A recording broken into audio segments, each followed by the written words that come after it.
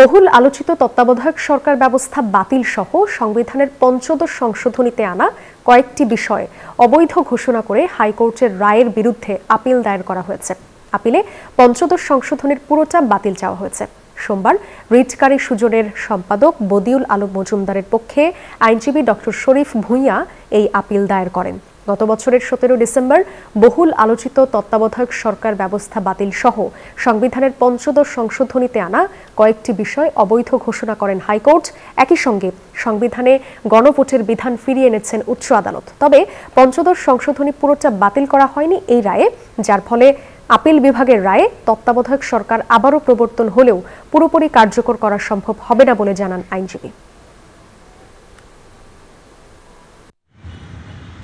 High court অংশবিশেষ বাতিল করেছেন, কিন্তু পুরোটা বাতিল করেননি। সেই রায়ের বিরুদ্ধে আমরা আপিল দায়ের করেছি। আপিল করার অনুমতি প্রার্থনা করে যেই আবেদন করতে হয় সেটা দায়ের করেছি এবং সেটা হয়তো যথাসময়ে শুনানি হবে।